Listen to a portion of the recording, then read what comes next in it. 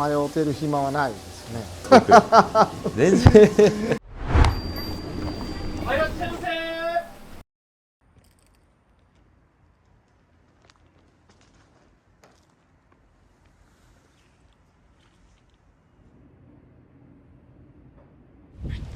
こんにちは。こんにちは。すみません、よろしくお願いします。よろしくお願いします。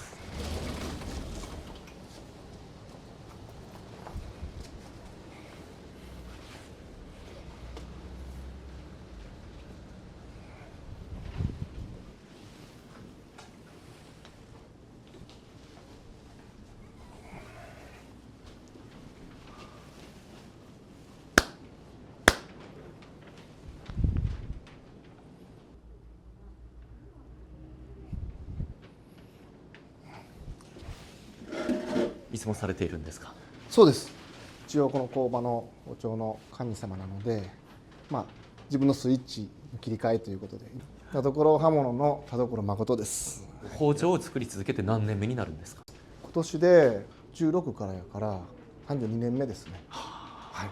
早速なんですけど、はい今日作っていただく包丁の完成品見せていただけますか？はい。こちらの2本になります。こちらが柳切り付け、こちらが先丸タコ引きっていう包丁になります。こちらの柳切り付けの方は先がこうとんがってるというかこう反ってる感じ。こちら先丸タコ引きはもう本当に日本刀のような形をしています。先がこう丸く飾り切りなどをするように使われるのではないかなと思います。こちらは霞っていう仕上げなんですけど、こっちは鏡面って言ってちょっとこう鏡のように光らさせて作ってるんですけど、結構工程がたくさんあって、この霞よりは8工程ぐらい多いんですけど、すごくこう綺麗に鏡面をこう僕は出したいので、そこはこだわってやってます。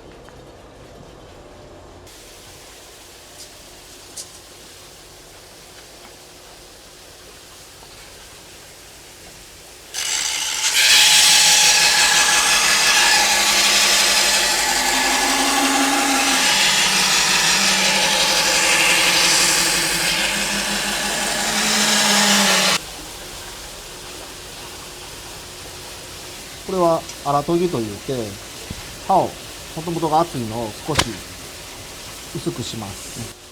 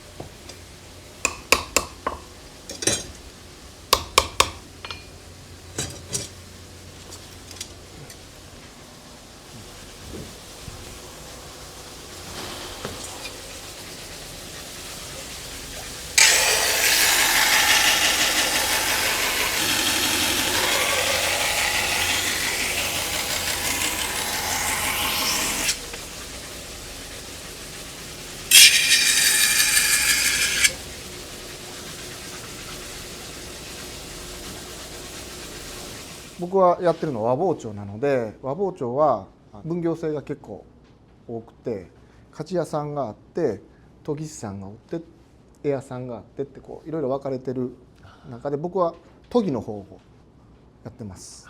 鍛造っていう工程は、大阪の堺の中川内刃物さんに、売ってもらってます。すごくバランスがいいです。全体的にバランスもいいですし、研ぎやすいっていうのはすごく大きいですね。僕の研ぎにすごく中川さんと合ってるのかなっていう。はい。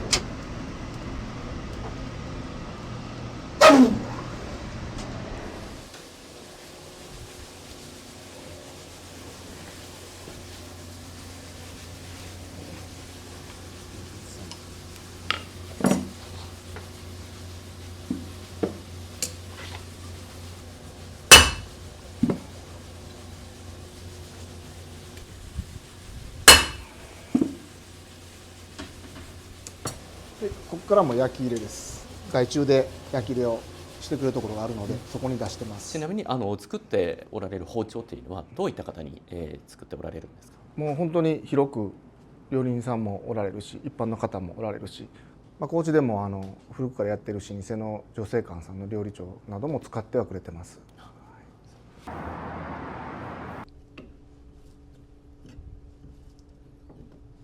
全然今までが自分が使ってた包丁とはやっぱり違う印象でしたね。田所さんの包丁で切るとやっぱり切れ味、切った食材の断面の細胞が壊れにくいっていう部分はあるので、余分なその水分とかが出ない、旨味が閉じ込められるというところですね。やっぱり切れ味もそうですけど、手入れのもしやすさもありますし、基本、毎日、研がなければいけないけど、やっぱり僕ら忙しい時は次の日もそのまま使う時があるんですけど、それでもやっぱり切れ味が落ちにくい。一度きれいに刃つけて使っていったら、実際手に取ってみてすごく良かったので、使い始めました。なんかどういったところが違ったのかなっていう。やっぱりなんていうかな、魂がこもってるというか、職人さんの思いがやっぱり通じるっていう風な印象でした。これ調整館なんですけど、創立何年目になるんですか？創立去年150周年でしたんで、すごいですね。151年目になってると思います。これまでどういった方がいらっしゃいましたか？でもいろんな方が来られますけど、皇室の方とかも、来られてご利用していただいてますね。焼き入れになるから帰ってくるとこういう形に、こういう状態になります。見てもらったら分かるんですけど、一番分かりやすいのは曲がってるんです。すごくこれを歪みっていうんです。この歪みを取りつつタガネの入れる部分を今からやります。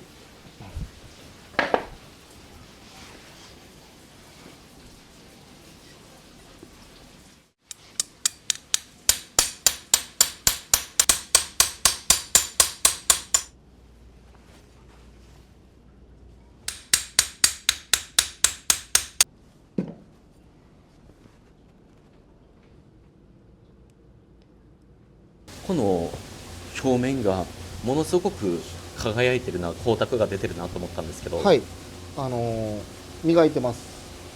独立すると同時に工場も建てたので、工房のその機械とか設備とかって何もなかったです。で辞められた方のところへ回ってちょっとずつ分けてもらって、道具は大事です。道具がなければ僕ら包丁を研げないので、やっぱりその道具をしっかり大事にしていくっていうのはもう僕の中でもそれは大事なとこなので。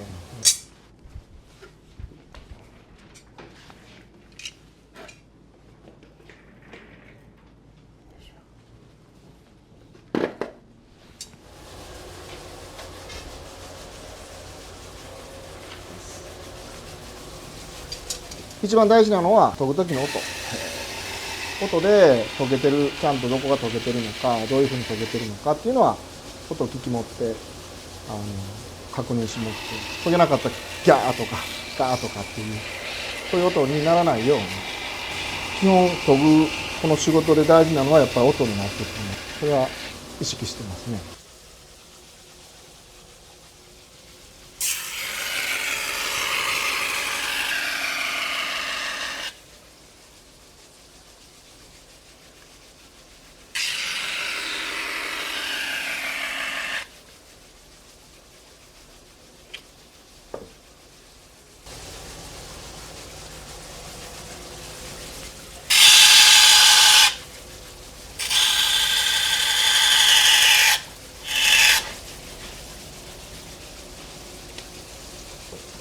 頭だけをこう当てて角度をつける。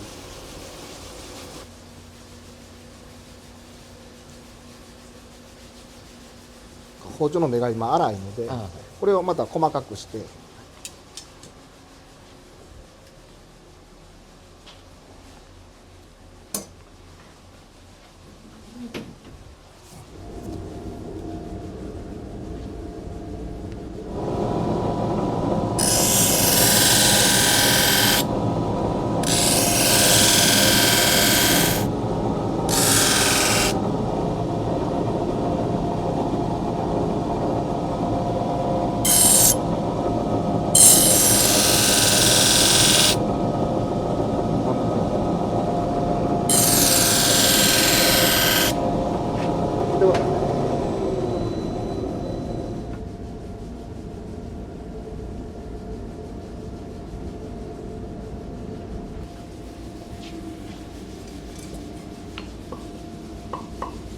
この歪み取りを1回しかしないんで、もうこれ以上叩かない、叩けば叩くほどやっぱりこう包丁には良くない。良くないっていう考えで、このタガネをきれいに入れておけば、もうここから叩くことはなく、ここからどんなに熱を加えてもあまり動くことがない。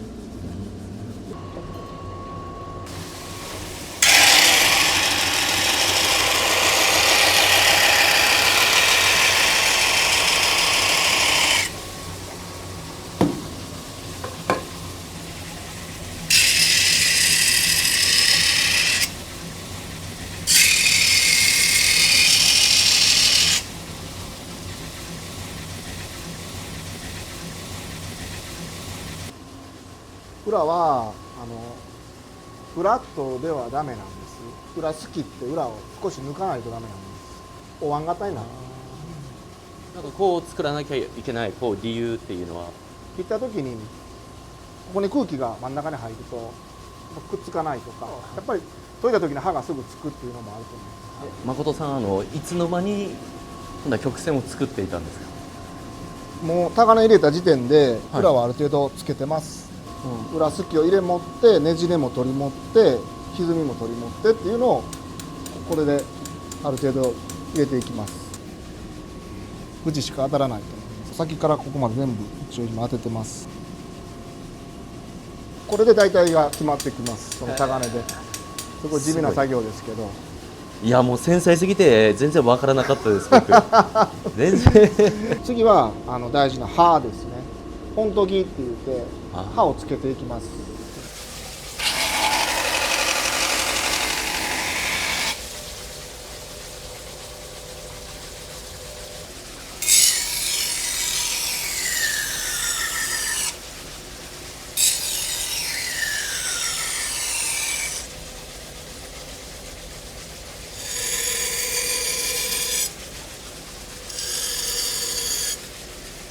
ここの角度を変えたの。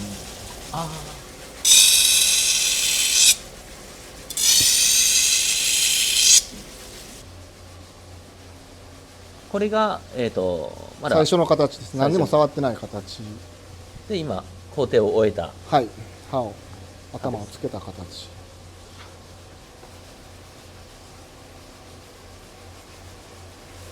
今度はこの切り付け方を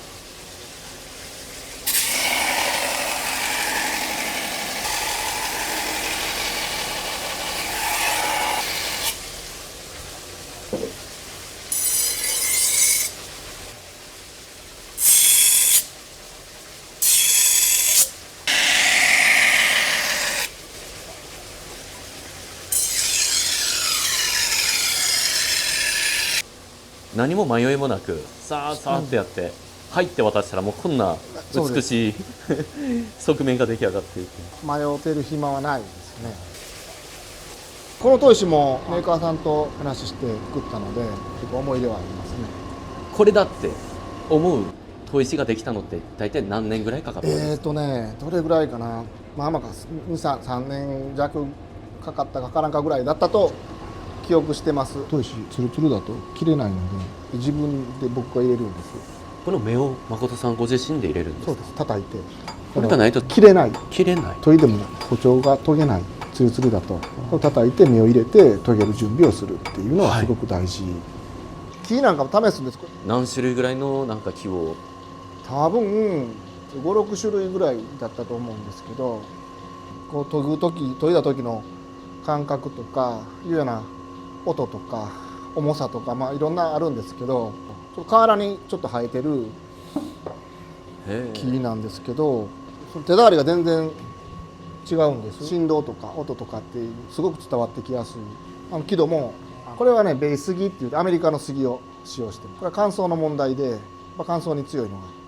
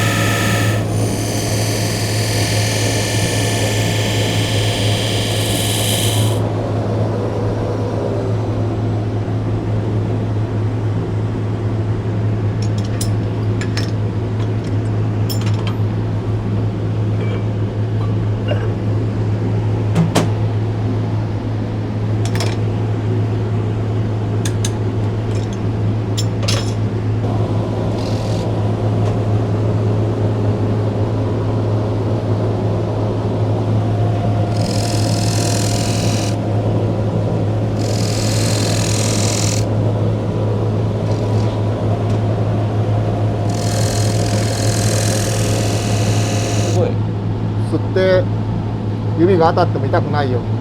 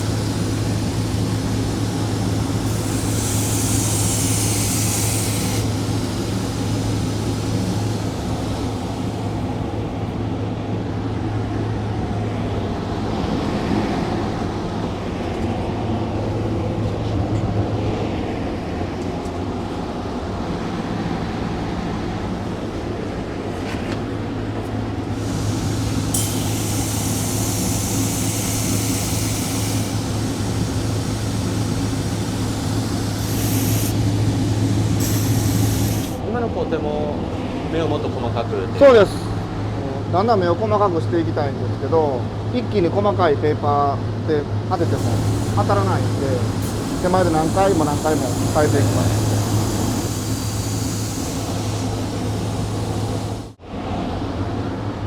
これから表面の方に入るので一回消しますね。光を一点に集中するとすごいうっすらとこういろいろちっちゃい傷が砥石目が見えるので、それでこういうふうにしてます。その前の目をこういうふうに残ってしまうので、これを全部消していきます。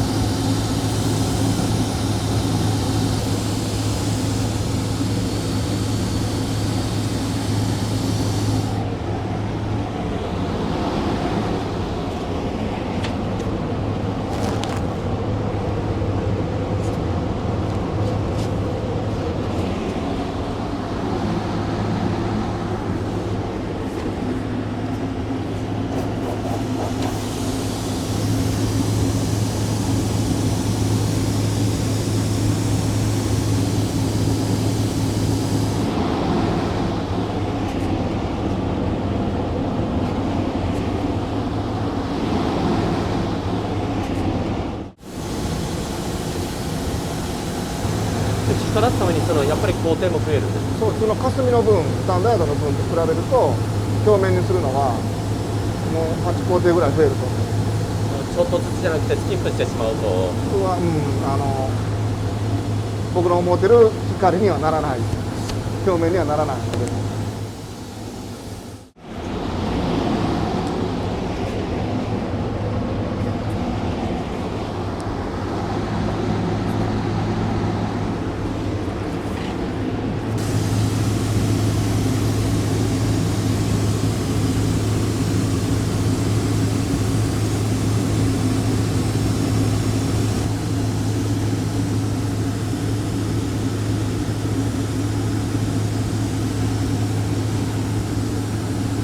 あ、すごい。なんか一気に光沢増しませんでしたか？そうですね。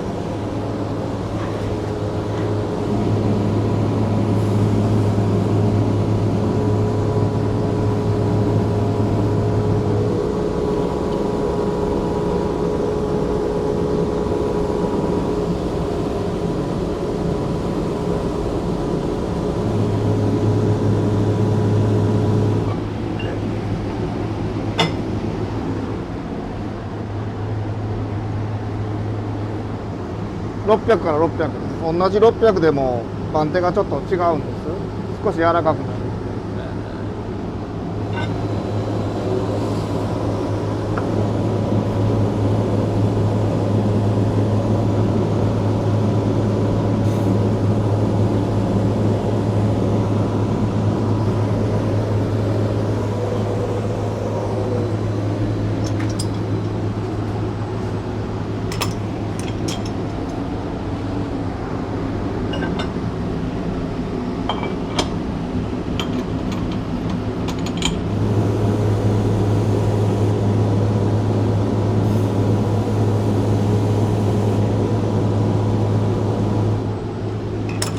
これ何番手だったんですか？これはね700です。 700。次は、1000です。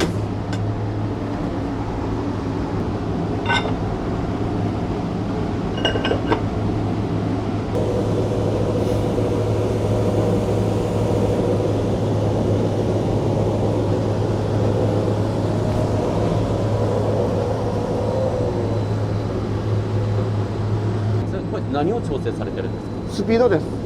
鏡面の時はスピードを変えていく。その砥石によって入る目が違うので、スピードを遅くして入るやつとスピードを速くすればするほどよりこう入りやすいやつとあるので、これを順番に変えてます。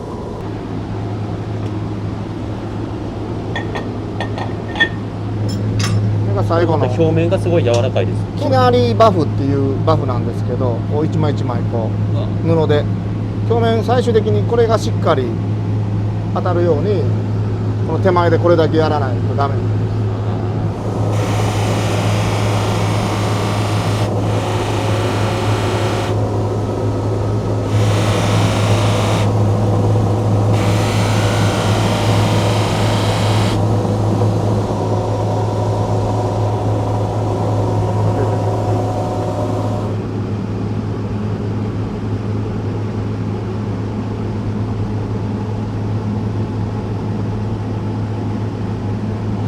最後に仕上げていきます。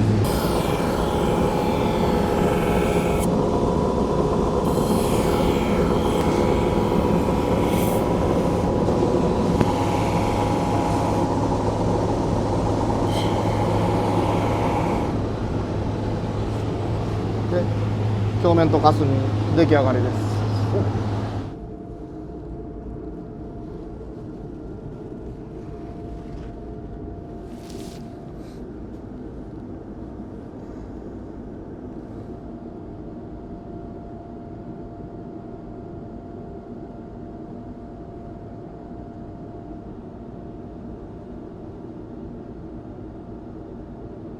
次木戸、そこの後ろの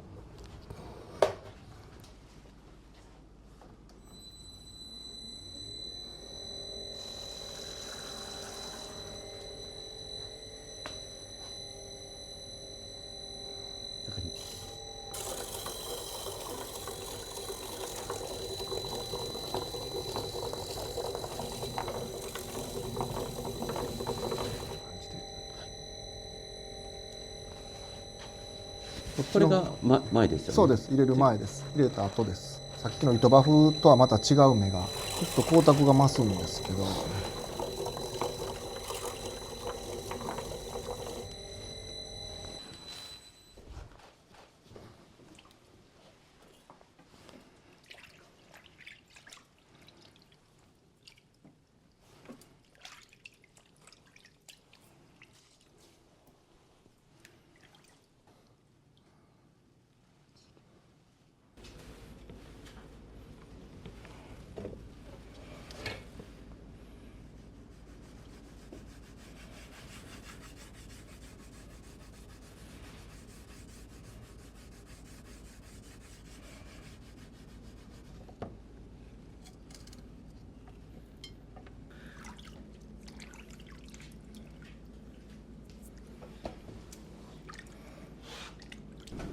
粉を当てて白霞をかけていく。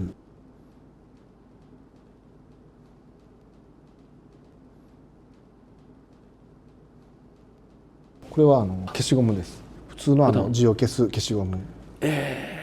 どうしてこう消しゴムをこう採用しようと思ったんですか？こういう霞の粉っていうこういう粉が、この粉を包丁につけて消しゴムでこするとこう滑らかに霞が入っていくので、消しゴムが一番こう当たりが良かったっていうのが大きいですね。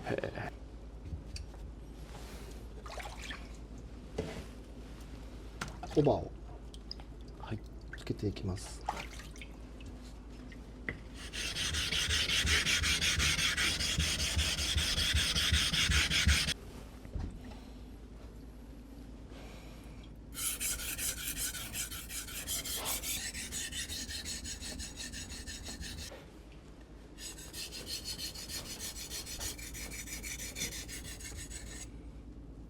コバ付けっていうのは本当にちっちゃいコバを先につける。刃が鋭く、そして強くなるのでかけにくくなります。でも入れすぎると角度がだいぶついてしまうので、次研ぐ時に大変です。あんまり入れないように。ここでも買われた購入者が研ぐっていう時のことも考えて、そうです。次研ぐっていう時のことも考えて、で最後にまたこの裏のバリを取ります。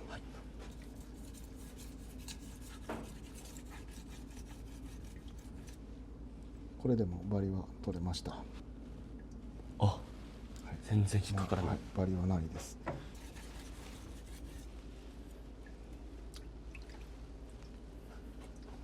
はい、これで出来上がりです。せっかくなんでメンテナンスの時もやりましょうか。ありがとうございます。はい。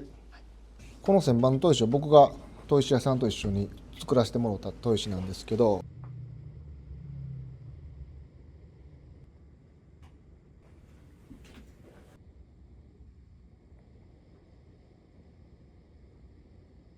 一番大事なのは、目詰まりをどうしてもするとこう滑ってしまって研ぎにくくなるので、やっぱ目詰まりを少なめにしてもらいたいっていうので、ちょっといろいろこう配合してもらって作った砥石です。研ぎやすい、研いでる感覚もすごくあるし、かといってそんなに目がきついわけでもなくて、すぐ次の三線盤である程度目も消えていくし、時間を短縮して次へ早く進めたいってなった時に水につばけて置く時間がちょっと早くなります。これも三千番の砥石なんですけど、同じように作ってもらって、これもすごくこう特徴的なのはこういうふうに研いだところに色がちゃんとつくので分かりやすい。で研げてるのもちゃんと見えるので、どうしてもこの旋盤で研ぐと表面の砥石目が粗くなるので、少しこういう三千番を当ててあげると表面の砥石目が柔らかくなります。で食材に入った時の入りこの感覚が粗い、目が粗ければ引っかかる感覚があるでしょうのかなと思うんですけど。あるんだったら2つあるのが一番理想なんですか？そうですね。なぜ一緒にするかっていうと、中砥っていうジャンルがこの旋盤からです。研ぐ分にはやっぱり中砥で研ぐと早くなるべく刃がつく。中砥で研いだままであったと目がちょっと粗いし、刃もつきっぱなしっていう状態に薄くなって刃先が薄くなりすぎてるんですか？なりすぎるので、まず3000番でちょっと滑らかにします。滑らかにした後にどうしてもこの先がなんていうんですかね、かけやすくなるので、その時にこの3000番で僕はもうコバって言ってこうちょっと角度を上げて先をこう揃える、刃を揃える感じ。1000番だとちょっとこの粗いのでコバをつけると思ったよりこう刃が向こうへ折れてしまうので、次研ぐ時にちょっと時間がかかる。3000番は綺麗に刃が揃ってくれる。でコバは結構大事な役割を示すので、刃の方の強度も強くなるので、ぜひこの3000番でコバを当ててもらいたいなと。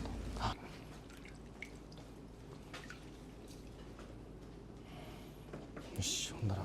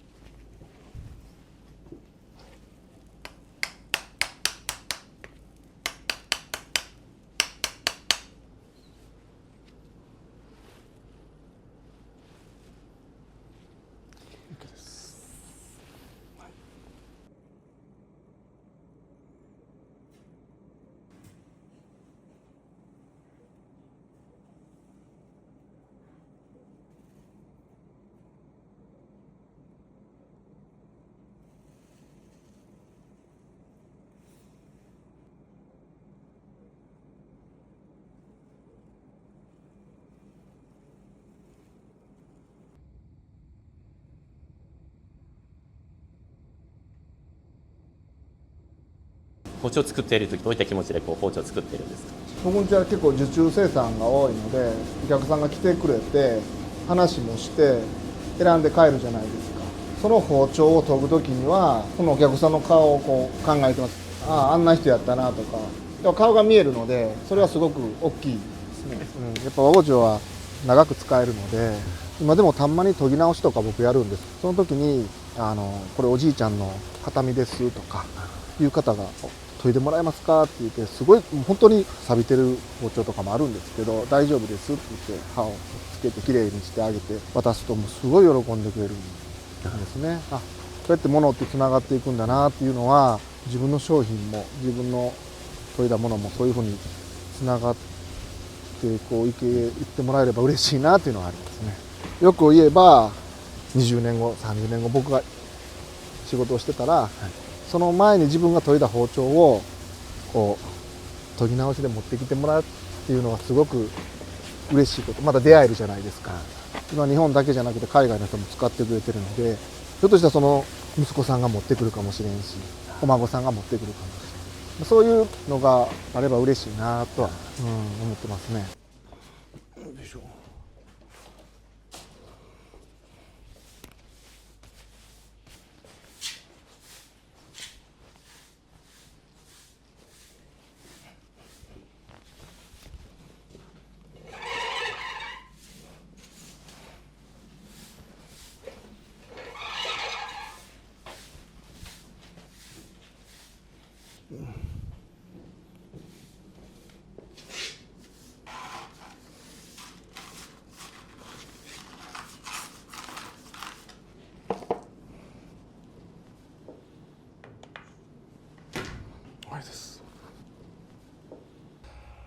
いくつになっても昔から言ってるんですけど、向上心は忘れずにいろんなものにチャレンジはしていきたいです。刃物のその包丁のことに関して、自分がわからないことは年は関係なしに若い子にでも聞きたい、教えてもらいたいし、やっぱりみんなその研ぎ方って、包丁の研ぎ方っていうのはみんなそれぞれあると思うんです。その中で自分のこういう研ぎ方、他の人のこういう研ぎ方っていうのは聞いて、自分がそれやってみたいないいなって思うことはすごく取り入れたいし、話も聞きたい、頭を下げて教えてもらうことも全然嫌じゃないです。どこにプライドを持つかだと思います。僕はそこにプライドはなくて、いいものを作りたい、ね、誰にも負けたくないっていうプライドはあります。だからそこのためにできることはするつもり。あまり閉鎖的になりたくないっていうのはずっとあります。自分ちの見てもらってより良いものができるのは、それは和包丁にとってはすごくいいことだと思うので。自分の技術ではなく和包丁のためっていう表現がすごい印象的だったんですけど、和包丁に対する思いっていつから生まれてきてたのかな。もちろん最初からではないですけど、16から入って研いでいく中で和包丁って奥が深いなって。和包丁ってすっごい種類が多いんです。それは何でかっていうと、その技術もそうなんでしょうけど、優しさもあるのかなと。その魚一つに対して、アジであればアジ先とか、うなぎであればうなぎ先とかって言って、その食材に対しての包丁ってある。それはすごい世界から見たら独特なところじゃないかなと思うんです。これは奥が深いとし、楽しい、やりよって楽しい、し、何を言うても僕なんかこの和包丁で要はいろんな人と出会えて、和包丁を介していろんなそのね、いいこと楽しいことがあるので、やっぱこの和包丁に感謝をするのはもう本当に当たり前。奥の深いこの和包丁にこれからもずっと感謝して取り組んでいきたいっていうのはもうずっとあります。ありがとうございます。